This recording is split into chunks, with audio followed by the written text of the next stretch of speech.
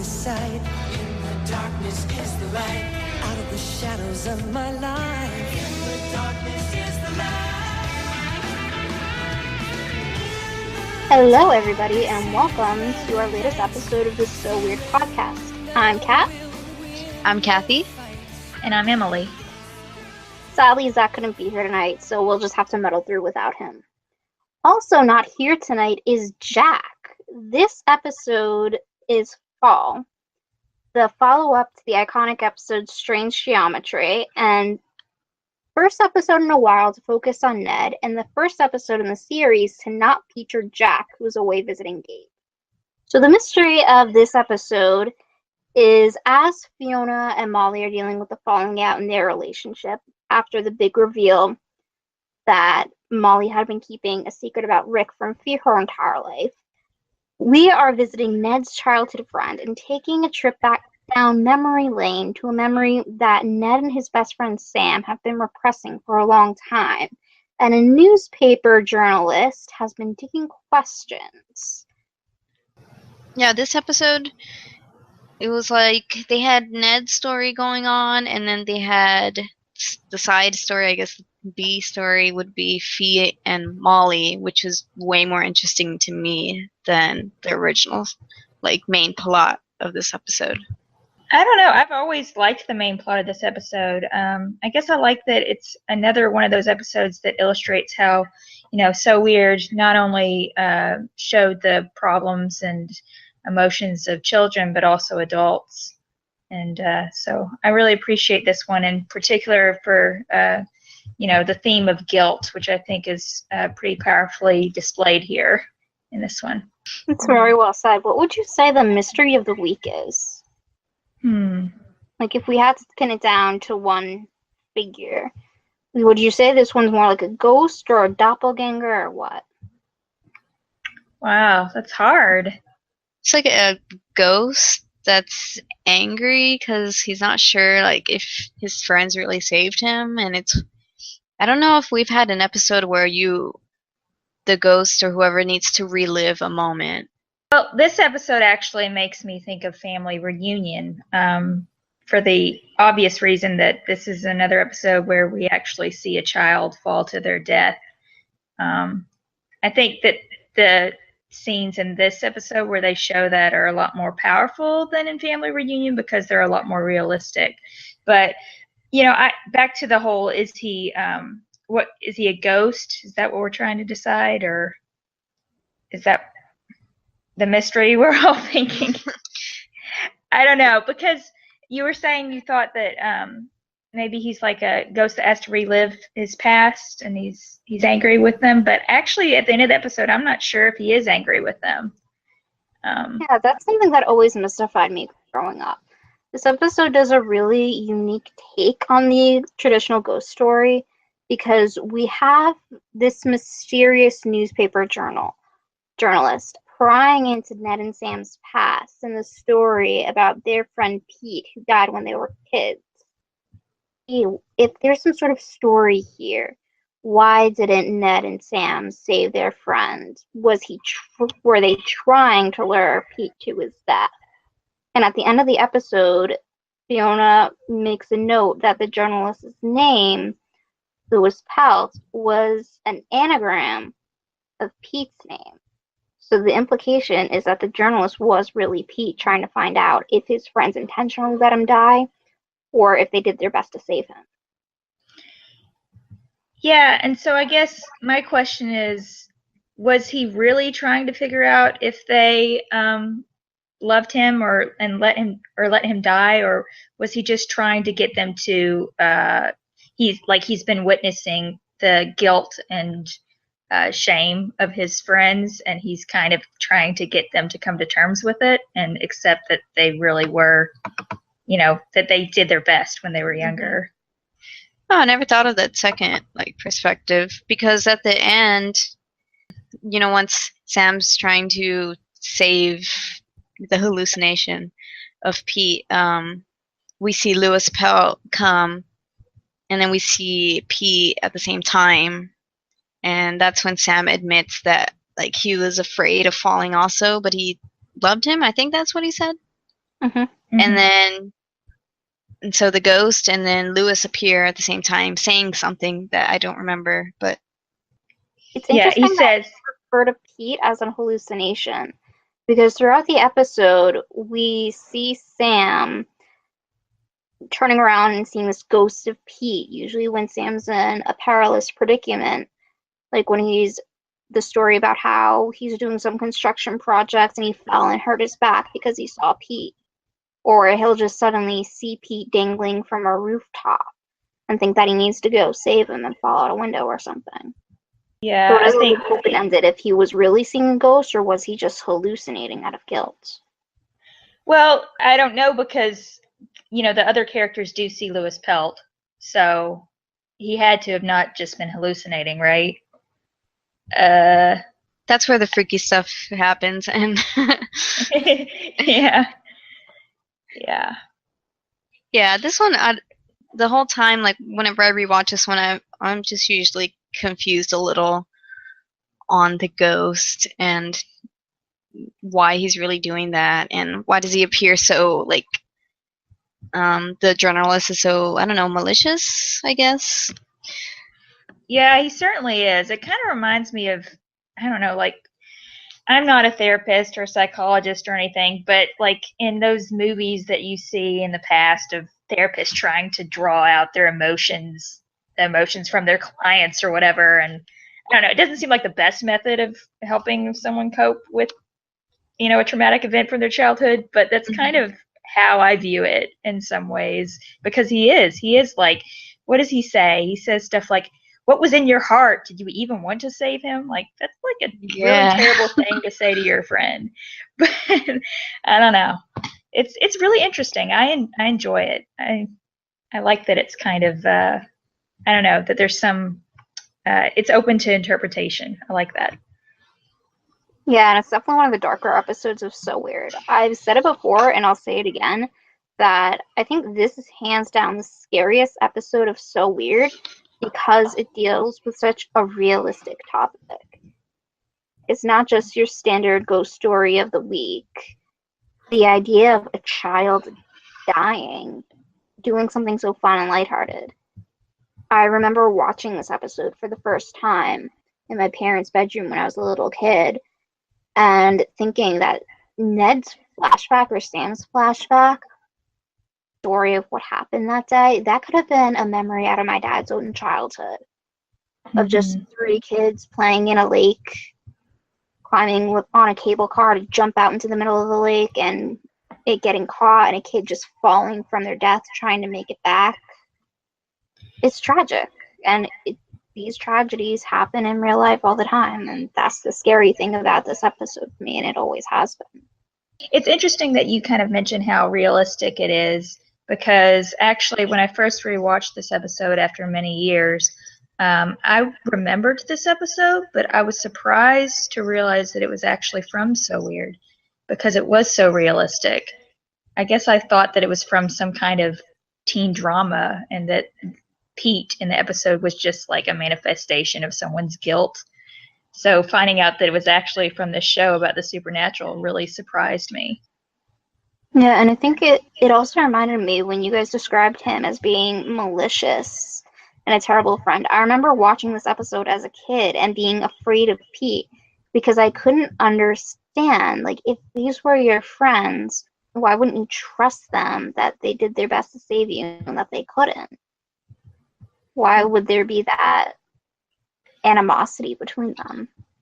Yeah, it's a really interesting episode, and I mean, I'm glad that they all kind of, made up in the end, or he said to them that everything was okay, and he believed that they cared about him. It's a nice ending. But I guess we could talk about the whole Thea and Molly thing now, because that's kind of a big deal.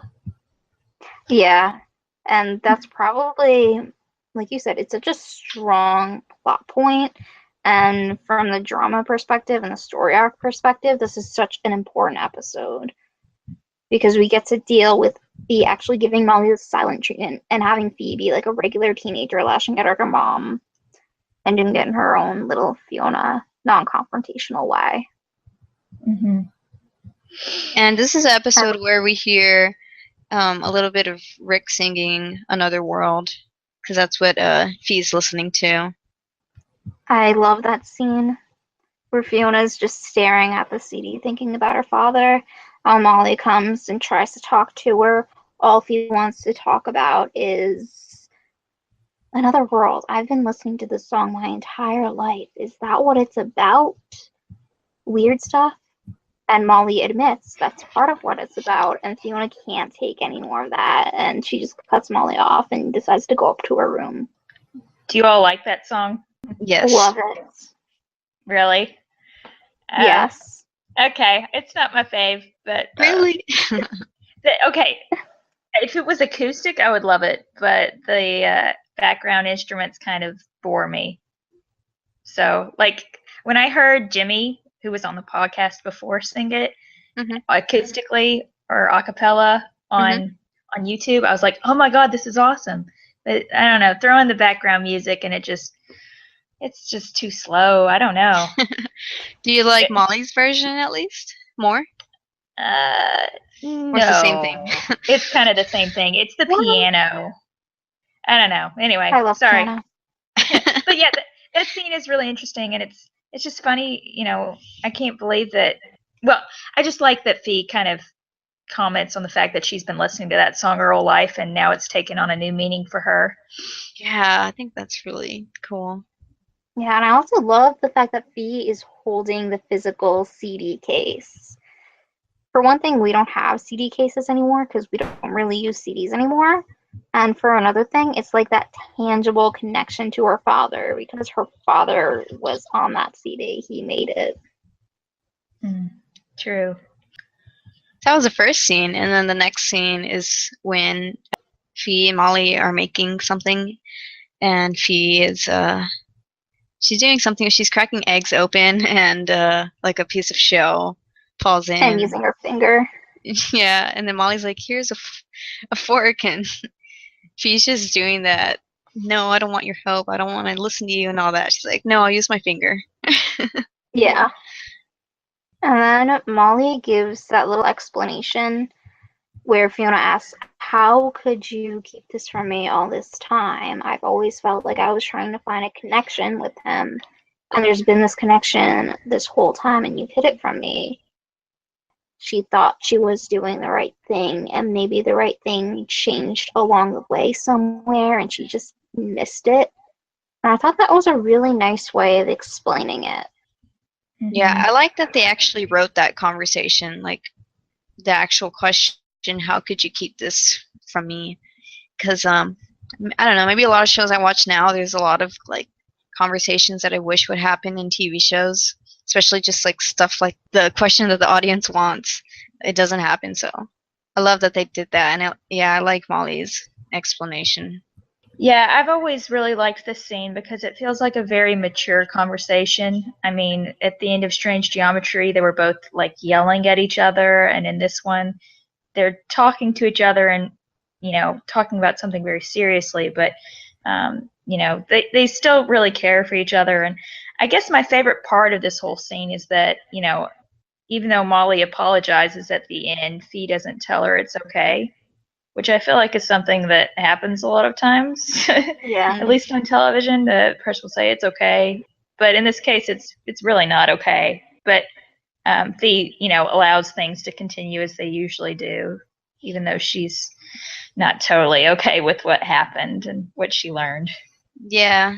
I don't know if you've paid attention, but like after Molly says she's sorry, Fee gets the fork. So she's like, okay, we can continue now. I love how Fee asks the questions like twice, like, you know, how could you do this? She just seems so hurt. And she says, like, there's a big hole in my heart and it's getting bigger. So, yeah, one of my favorite conversations of theirs. Mine too.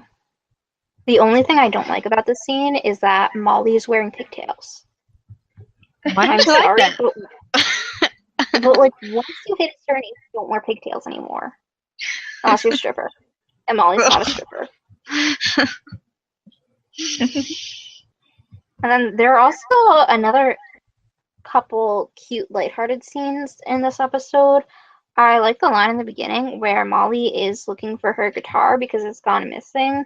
And Irene says, "Oh, Carrie probably has it." And Molly goes off on this little tangent of, he's been doing this since he was 5 years old. And Irene goes like, "I'll give him a timeout." Hey, but Kat, that means that Molly has been paying attention to what Carrie's been doing since he was 5. So, do you really like that line? Or is it a little creepy? Well, when you put it that way, it sounds creepy. But the fact that Carrie just steals Molly's stuff, like, that's cute. The Carrie Molly saga continues every episode. It does. Every episode there's a hint. I like Carrie's line where he says he has to get his flip-flops. Yes, that's one of my favorites. Because, why of all things, your flip-flops? Why is that so important to Carrie? Why isn't he wearing flip-flops to begin with? Why is he just walking around the hotel barefoot? Why? I also like that Irene gets a little more screen time in this episode. At the beginning, I like that this episode shows how Molly and Irene support each other. Irene says, "I love you, Molly, but you kept a big secret from her, and you need to go talk to Fee." And then a little later on, it's clear that Irene's a little upset or concerned about, what she learns about Ned, that he witnessed a boy fall when he was younger. And she says, "Can you help me, with the guitars and equipment?" And Molly goes off with her. So I like that you can see that they're, I kind of wonder what they talked about when that happened. Yeah, I love that they're friends. Like, it's not just a business relationship. Like, they're mom buddies. I like the little fist bump Molly gives Irene when she goes to talk to Fee. I feel like we haven't seen Ned and Irene in a while. Yeah, they didn't get much screen time in Strange Geometry or in Fountain. Just a little bit in Boo. So it's been a while since we've really seen a lot of them. And then with Jack missing, that made me think, like, do you think that they gave the kid actors, like, vacations or something? Because there's a few episodes where Fee's totally gone, and this one where Jack's totally gone. Yeah, I might have needed a day off or a week off or something. I think I remember reading that in the FAQ. That I'd have to look it up. That Avatar was designed to give Kara a week off. So, probably. Well, I like how they had an explanation, though, for Jack being gone, and it was great. Continuity stuff. Yeah. Yeah, he's going back to visit his girlfriends. That they're totally and I like in love. Yeah, and I like how Molly didn't even get a chance to talk to Jack on the phone because he was out with Gabe, so she just had a conversation with Gabe's father. Because, Jack doesn't have a cell phone. It's sad, though, that this is, like, the last mention we have of Gabe. Well, not the last mention. She comes up again, but this is the last time Jack gets to see her because in season 3 she just disappears. Yep. Oh, so sad. So, is that it for fall?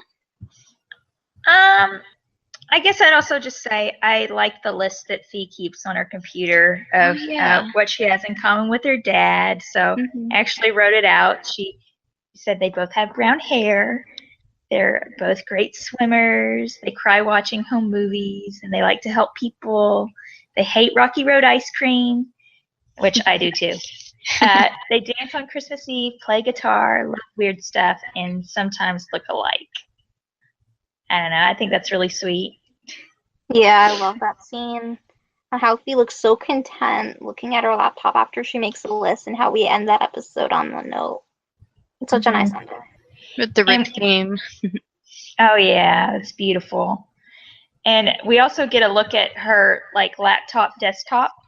She has links to the U.S. Atlas and a World Atlas, which I just think is so 90s. Like, think I would have, back in the day I had something like that on my computer too. And then the All Things Mythical website, which I don't know if we see that anywhere else during the show. But it sounds very fee. Mm-hmm. Ratings time. Ratings time. What do you guys think? Yeah. I guess if I were to rate it, I would give it a 6 out of 10. Mainly because this episode, I like it. It's just a little boring for me. I thought that it had potential to be better because of just the plot of this ghost or something wanting or forcing his friends to relive like this traumatic moment to see if they really cared. It seemed like it could have gone darker. I don't know. It seemed pretty dark for me. I wanted more darkness. So yeah, it's just a little disappointing. But I like it, and I really like the Fee and Molly scenes, so that's Yeah, for me. I really like this episode, but I think I can only give it like a 7.5, because in light of episodes like Strange Geometry and Banshee and Rebecca, it just falls short of that special something that puts it over the top.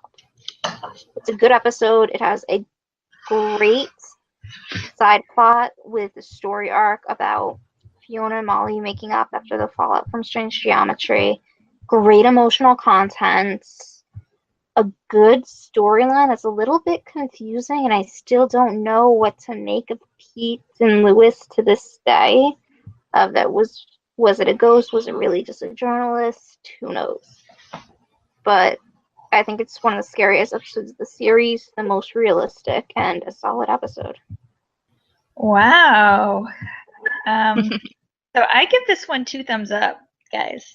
Oh wow. I actually really enjoyed this episode. And I guess, as I said before, the ambiguous kind of ending of, why was he there? Why was Pete or Lewis there in the first place? I really like that. I didn't mention this before, but when I rewatched this episode, I totally forgot the ending. And it actually took me by surprise. I did not realize that Lewis was the newspaper, or was Pete Wills, until, it actually showed Pete's face next to his. So it has a kind of a surprise ending for me.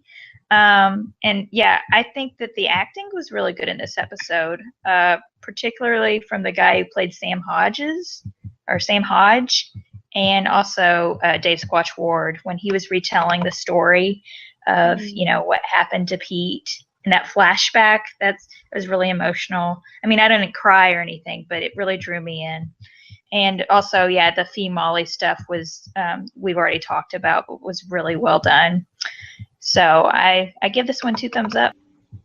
Cool. I wonder what Zach's rating would have been. I forgot what he said last time, if he liked it or not. And I guess maybe another reason why I like this episode so much is that it was written by the same woman who wrote Fountain, Jennifer Cecil. Oh, yeah. Which is another one of my favorites. So, I mean, this isn't in my top 5, but I feel like this episode is overshadowed a lot. This isn't one that we talk about too much, and it's probably because it doesn't have as much to do like with the mythology. Mm-hmm. But it's one that I feel like is underrated. Yeah, I feel like this episode's easily forgotten about, but it shouldn't be. It's probably because you're right. It aired right after Strange Geometry, so it gets overshadowed. It didn't air right after Strange Geometry. Well, I mean, it aired in that same, it was like the second part of that. Yeah, and Strange Geometry was the stronger part. Yeah, maybe. If there's other fans that like this episode a lot, let us know. Yes, and speaking of fans letting us know stuff, do we have any feedback? Yeah, we have a lot of feedback. It's been a while since we recorded. So I'll start that. So this is from Alona, who commented on our Fountain episode on YouTube. They said that the show/book that this episode reminded me of most was actually Goosebumps, Cuckoo Clock of Doom, which has the same time travel style, going back in time in your own body, as with the possession of your younger self. It has the same sense of running out of time, might end up going out of existence or being too young to do anything. Although that show had a more specific fix for the problem that had to be solved. Fee just gets lucky that this was more intended as a gift than as a curse. It's kind of a reverse Click, the Adam Sandler movie. I had also seen that theme in a show when I was younger. Good connections. I love the movie Click. And I love I have- Goosebumps, but I never read the Cuckoo Clock of Doom. Yeah, I never read that, but very interesting. I've only watched Click once, and it made me sob. So Yeah. Oh, really? yeah, I I've guess I never need to seen watch it. it. It's a tearjerker. I Yeah, would have I never understand it. guessed that at all. I know. I was so surprised. Okay, and this is from Larry, and they commented on our Singularity episode on YouTube. They said, "This episode needs some love. This is definitely a fun episode. I played Little League for 2 years, so that might be one reason why I like this episode. I do have a question. At one point, there were 2 fees. What happened to the second or first fee? Is this something I'm not supposed to think about because it's a 23-minute episode? I'm not sure if that was mentioned in the podcast. The Clue and Fee moment is nice as well as Fee's emotional scene with her brother Jack. The Rocket is a great name for a dog. I feel like Ned should have been the umpire instead of Molly." And then they quoted a Mad Max quote, "Like I always say, never throw away your patio furniture." I love Mad Max. And also to answer the question, the reason why we see 2 fees is because when Fee is looking out the window, she's looking at herself backwards in time. The Fee in the window had already gone through the time loop. So the Fee that's outside is going to go through the time loop in the future, whereas the Fee on the inside has already gone through the time loop, is now looking at herself in the past. Did I explain that clearly? Yeah. But yeah, I like that episode. I think it's a fun one also. Me too. Yeah, I like it too. I just don't care for Mad Max as much as other people. I but love Mad Max. I know. But I love the Jack and Fee stuff in that episode, and the Clue and Fee stuff. So, yeah, it's a good episode. I want a baseball park named after Mad Max. You should tweet It's a that way better to- name. They're all named after corporations now. And City Field, AT&T Park, blah. That's the world we live in. Yeah. Okay, and then we actually got a lot of comments from the YouTuber Travis Peter. So I read one comment, and this is on the Sacrifice episode. They said, "I discovered this podcast the same day I discovered downloads of the episodes themselves and have been having a lot of fun rewatching the series as well as hearing your discussions about it. So Weird is one of my favorite shows of all time, and I was very active in the fandom back in the day. It's been great getting to basically relive that time of my life. I'm so happy there are people like you keeping the fandom active. I'm working to get caught up with your podcast, but I'll definitely keep listening." Oh, yay. Woohoo! Yay I for wonder if- people who were in the fandom before. Because if it weren't for people, like the people in Conrad's Hideout and those communities that I found when I was younger, I wouldn't be as active in the fandom as I am now. Oh, I wish I had been. But I was only on Harry Potter message boards back then. So, yeah, but cool. Welcome. Thanks for joining us.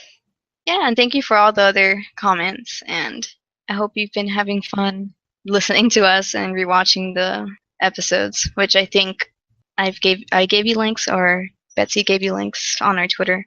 So it's always great when we get messages at least like once every other week to download the episodes. So yeah, thanks again. Okay, and we have a few comments on our last episode that we posted for Strange Geometry. This one's from, is it Asian SETI, I think? They said, "Thanks for briefly discussing my comment about Disney airing Fountain out of order, which, funny enough, is what they chose to air after Strange Geometry. I remember reading through John's giant FAQ where he mentioned he was disappointed when that happened because of what you mentioned here about emotional endings versus happy resolution. Fee and Molly weren't exactly on speaking terms after this, then they were in Fountain. Then the tension is back in Fall until they finally talk in the kitchen scene.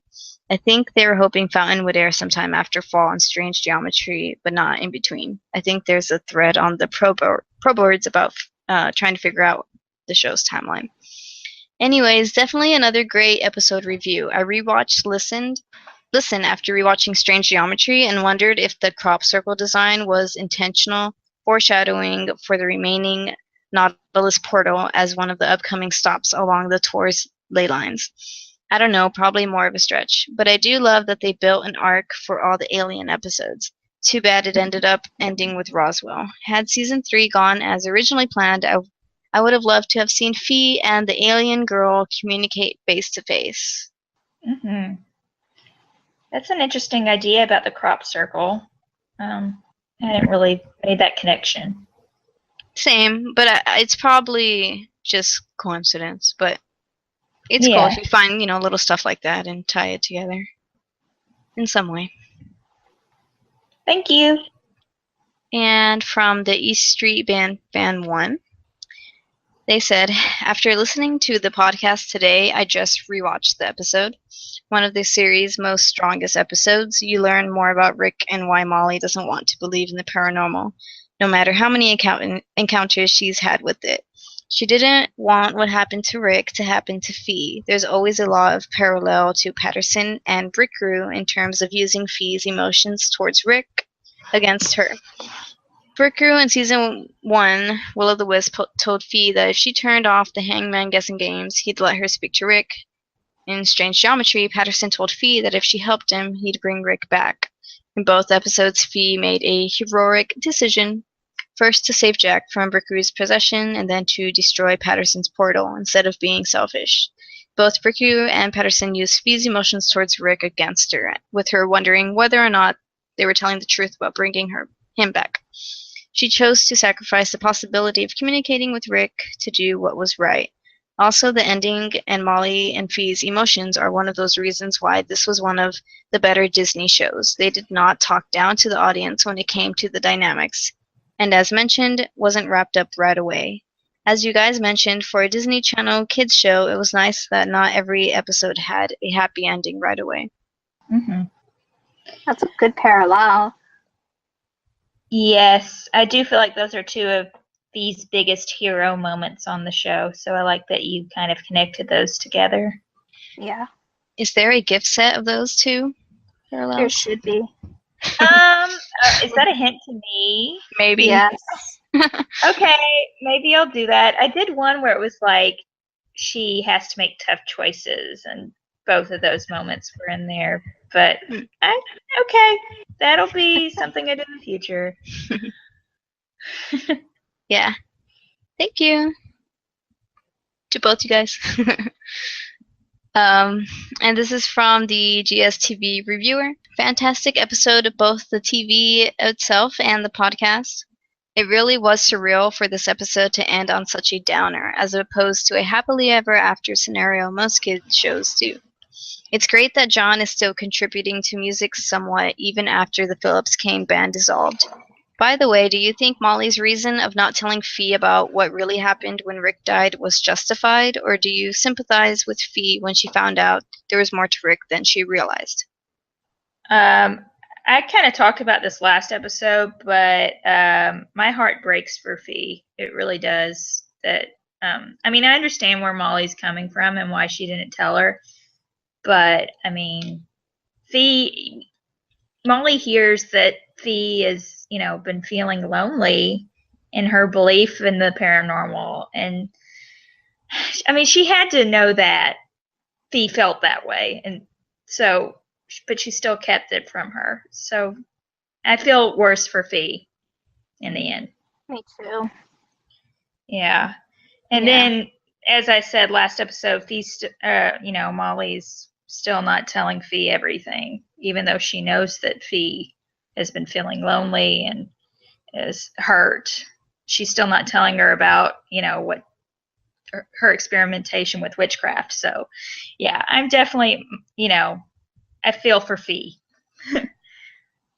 Me too, especially since she's felt like she needed to connect with her father, and that's the biggest connection she could have for them to be interested in the same things.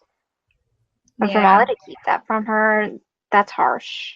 Because Molly knows how important that is to Faye. Yeah, I think that's a good way to say it, that I feel more hurt for Fee.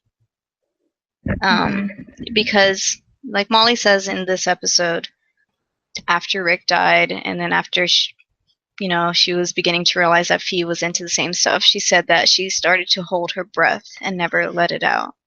So there's that thinking, like, what if the same thing happens to Fee? Yeah. I wonder how Fee would have reacted when she eventually found out that Molly did, do some spells or whatever it was in the end, that she had, experimented in that way. I don't think it would have been a good thing. I don't think they would have reconciled as easily as they did in this episode. And even then, I mean, apparently they hadn't been talking to each other in a couple weeks. So, yikes. Some good drama. And a great comment. Thank you. Thank you. Yeah. And this is from Rachel Raven from the forum. They said, "Hi, new to the forum. Hope I'm doing this right. And just caught up on the podcast. You guys are doing a great job, and I love hearing your discussions. I had a few things I wanted to respond to while I still remembered. I know I'm in the minority, but I loved Boo. It was interesting to hear your perspectives on it, and I can see why so many people dislike it, as it is very out of the ordinary, so weird style. I think that's maybe why I liked it so much. It was something a bit different, and I got the Halloween Town vibe to it, which I love. I don't think I could watch a whole series like that, though, but it was fun for one episode. I also don't remember seeing Boo before at all, and I remember watching a lot of So Weird as a child. Maybe if I had seen it when I was younger, I would feel differently about it." On your Fountain episode, you were discussing a comment another user had written about Banshee and how Rick's life being taken early was a way to balance the grandfather's life and all that jazz.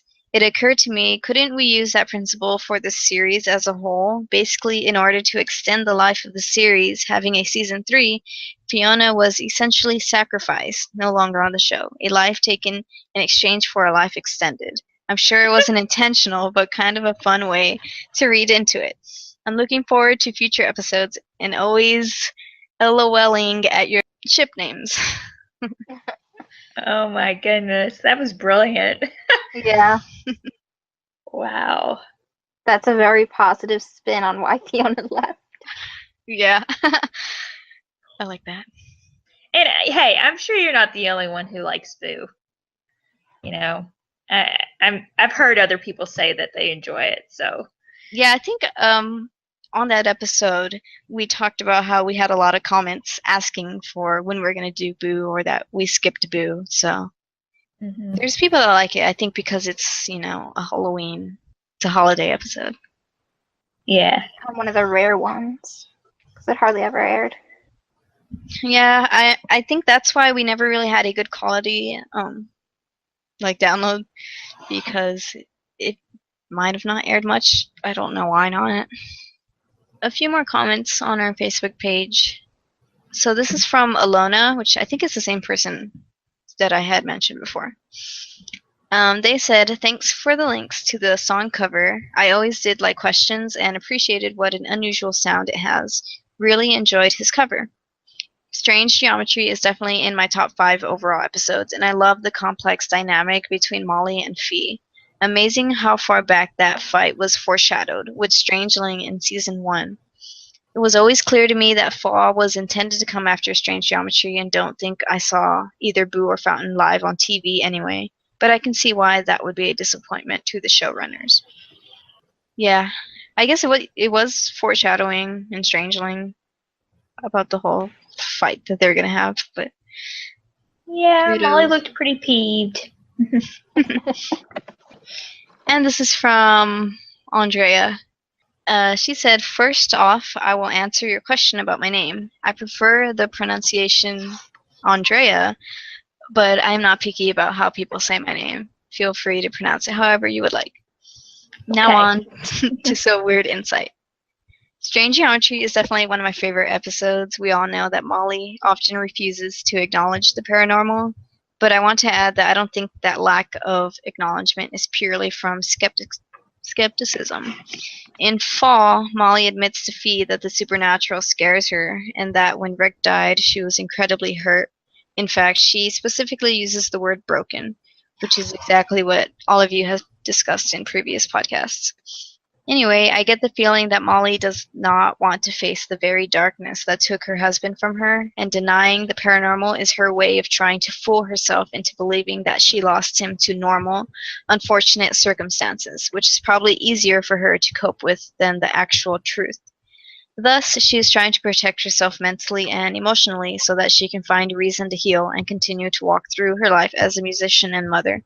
And that is why she can see all of the weird activity in the portal room and claim that she didn't know what she saw. I was glad that John gently told Fiona to not be hard on Molly. If he were to finish his sentence before saying "we're all looking out for you," my guess would be that John was going to tell Fiona that Molly was still hurting over Rick. I look forward to your thoughts on the plot for the episode Fall. Honestly, when I watch it, I find myself more focused on the tension between Molly and Fiona than on the tragic event that occurred in Ned's childhood. Also, when Fee listens to the snippet of Rick's song Another World, the first words we hear are, "Looking for another world, I'm not sure we should."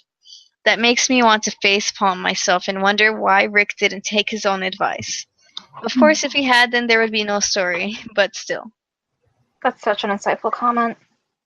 Yeah, especially about the line from Another World. I mean, that tied in perfectly with the episode too, with Molly, her hesitation and reluctance about the paranormal, Dee wanting to explore more. So, And with the feedback about being more interested in the storyline between Molly and Fee than the actual arc of the episode. I know when I was a kid, it was the ghost story that freaked me out, but as I've gotten older, it has been the storyline between Molly and Fee that's been dragging me back to this episode and why I've seen it so many times, because it's so important to the series.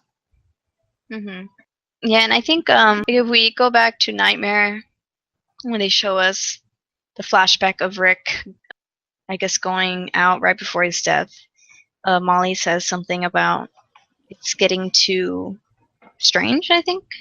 It's getting too much. So, I guess it can hurt Molly more because she was trying to, save him in a way. Yeah. Yeah, there's so much drama there going on. It's so great. And still begs the question, where was Rick going that night? We may never know. I know, and Well, we know if we keep talking Disney. Oh. I guess we could tie that into other stuff we're going to talk about, because I think that was all the feedback that we got. Thank you all. You're amazing. Yes, we love hearing your comments. Please keep them coming. Sorry we're taking longer putting out new podcasts. Everyone's been going on summer vacation. Vacations, movings, other stuff, but we're still going. Oh yeah, we're gonna get through it, guys. Definitely. Yeah, so on to other news. What's being rebooted? Not so weird. Not so weird, but Bug Juice is getting rebooted. If anyone's been paying attention to, I don't know, Twitter stuff. Yeah, I mean, do you all remember that show? Well, my memory of it is watching my brother and sister watch that show. I know that they really liked it, and I liked the theme song, but I never watched it because I think I was probably too young and I wasn't paying attention to Disney Channel. I was more into cartoons. I remember my sister used to watch it, and I hated it. I don't remember why I hated it. I just know I did. Well, I just remember watching it late night when around the time I was watching So Weird reruns. I guess they also aired late night Bug Juice reruns, and I did. It wasn't something I watched every week. I don't even think I watched new episodes as they aired, the new ones at least. But I did kind of like watching the reruns. It was my first encounter with reality television. And so I think the fact that they're bringing it back doesn't necessarily mean good news for So Weird because it is so different. Like, the style of the show is so different. But it's really interesting. And I wonder how it's going to be set in the modern world. I wonder what provoked Disney Channel to want to reboot that show. Yeah, I do it never too. struck me as that popular. Yeah, I agree with that. Although apparently it aired for like 4 years. Mm-hmm. So, yeah, I was surprised too by it. But I guess Disney Channel's struggling right now. I mean, I don't have the statistics or anything, but maybe they think bringing in a little reality TV would boost their ratings. I'm not sure. I think they might have wanted something to spice up their summer programming, since most of the comments about that were people freaking out about not getting another season of Bunk. Yeah. With reboots and all, I know we say we want a So Weird reboot or just like continuation, but I would definitely not want it on Disney Channel. Like, I would want it on Netflix or some other network, because I don't like any of the Disney Channel reboots. Not even And I haven't really seen them, but I've seen a few clips, and it's just not the same. Yeah. I don't think that Disney Channel would put in the money that would be required to make a proper So Weird reboot. Like, all their shows are done in studio, except for Andy Mack, that I know of. I think they're all like, multi-cam shows. So, yeah, I'd be a little concerned about it, Disney Channel doing a So Weird reboot, but maybe something on Freeform. I would say Netflix, but I mean, we have some other news to talk about. That's not going to happen. So, yeah, but maybe Freeform. I don't know. Well, I think that it could work on Disney Channel if Disney took it as like an October type of series. A series that would air in the fall around Halloween time, and they would let it be a dark series and not turn it into a quirky comedy. I just think it would be something similar to season 3, but worse. Yeah. Well, it depends on who the writers are, and if Disney allowed the writers to resume the plot points. Because season 3 was written with the writers under instructions and not to follow up on season 2. Yeah. And I would hope that they would get the original writers on board, but I don't know. They probably don't care that much. I mean, they don't even care to put it out for release. So this is all hypothetical. Never give up. Keep the faith, Emily. Oh, I am. The news we got today kind of excited me. So should we talk about that next? Yeah. Okay, so yeah, Disney Channel today, or the Walt Disney Company, announced that they are going to be starting their own streaming service. Next year, they're going to be starting with ESPN sports videos. And then we're going to do Disney-branded direct-to-consumer streaming in 2019, which means that all of their movies that are on Netflix are going to be taken off, and they're all going to be on the streaming service. But that also means that like their channels or their TV shows could potentially be put on this streaming service. So that's kind of interesting.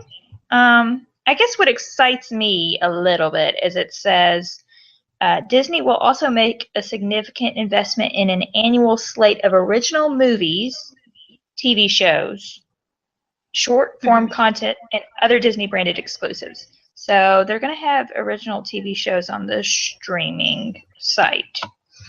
So, I mean, you never know. That could mean series like Disney Channel series or series just for the streaming service. If I had to guess, it's going to be a series just for the streaming service. they're I mean, they're probably going to follow in line with the other, like CBS now has shows that are just streamed online. So, yeah, Disney's probably going to go that route too to get people to actually purchase.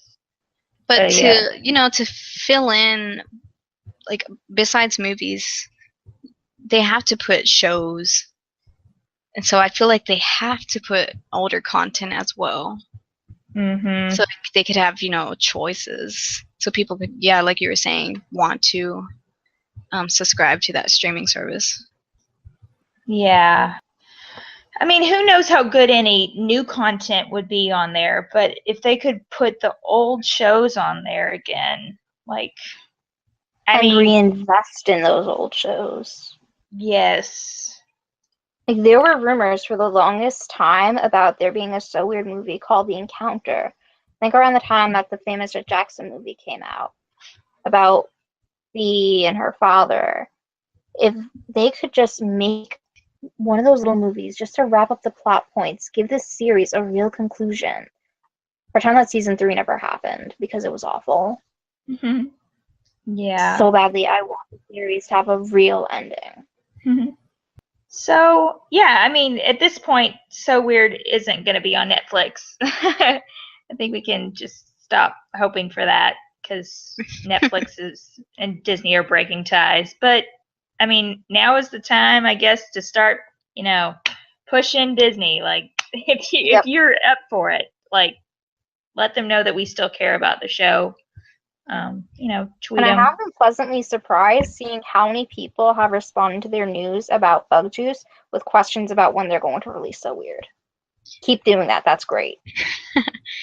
Yeah, and Disney Channel, their Twitter, actually replied to someone asking any chance of you airing older episodes for people who either never saw it or for people like me who can't remember it.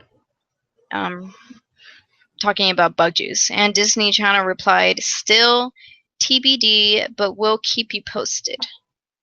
Yeah. I feel like that was probably an intern who didn't know better. like to make that kind of comment. I don't know. That's pretty bold. So. To be determined. Well, before Girl Meets World came out, they did air episodes of Boy Meets World for like a week so that the audience would be familiar with the characters a bit. Mm-hmm. I guess this is different, though, because the counselors aren't going to be the same, probably. Yeah. Campers definitely won't be the same. The camp is the same, though. That's going to be at the same place. So, I don't know. Maybe. We'll see. In any case, I'd rather see more So Weird. Or old So Weird. I think we all pretty much agree on that. And what else has been going on?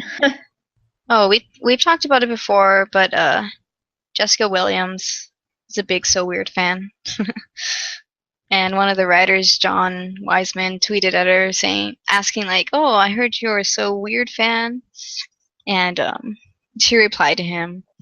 And it's just, I don't know, I guess cool to see like famous people still talking about it. Mm-hmm. She said she's a massive fan, so no doubt about it now. And I guess if John Wiseman heard that she was a So Weird fan, he's probably been listening to our podcast, which is kind of cool. Yeah, shout out to John Wiseman. We love you.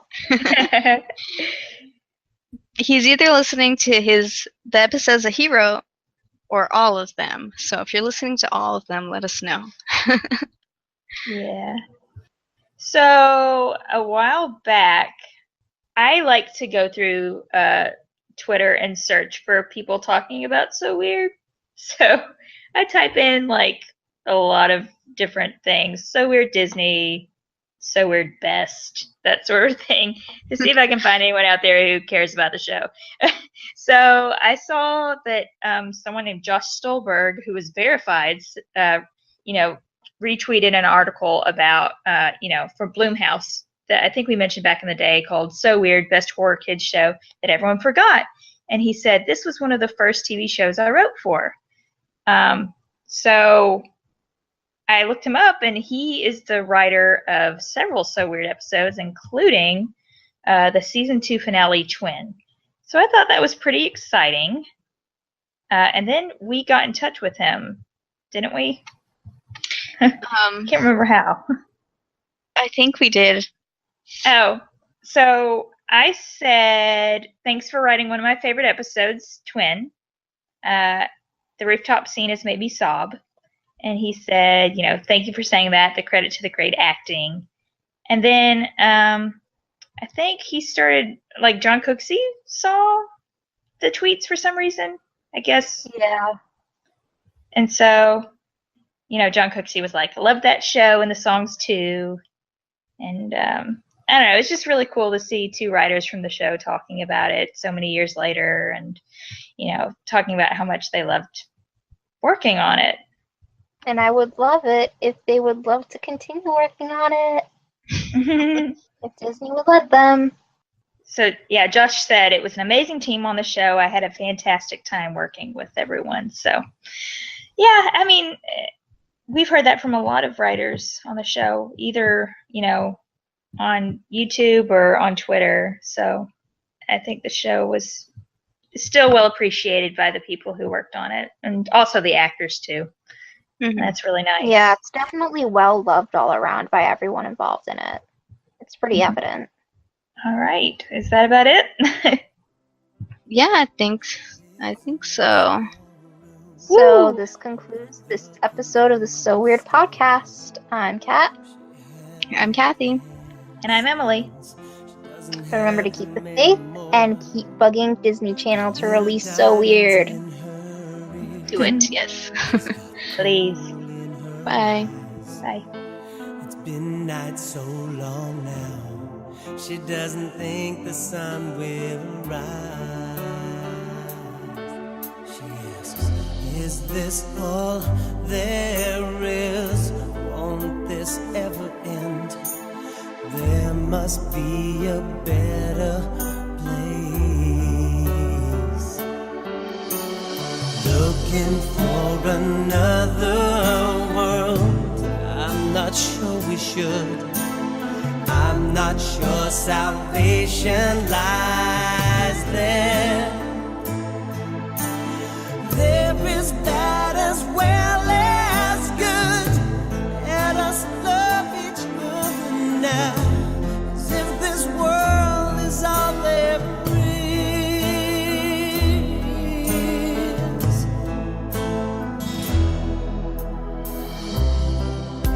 He wanted to believe the dreams he held so dear swam against the tide, but he was drowning in his fear.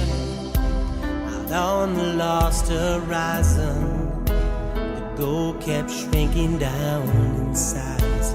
It's been not so long now, he doesn't think the sun will rise. And he says, this can't be all there is. There must be something more. There must be a better place.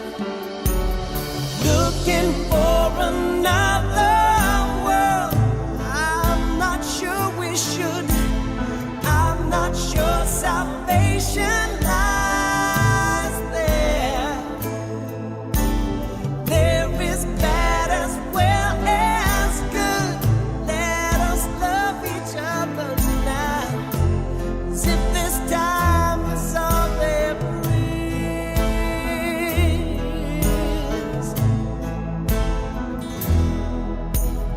Lying here beside you, I wonder what will become of us, of you and me, all of us. So many dangers, so much at stake. I'm scared of what I cannot see. Oh love, I am so scared. Yeah.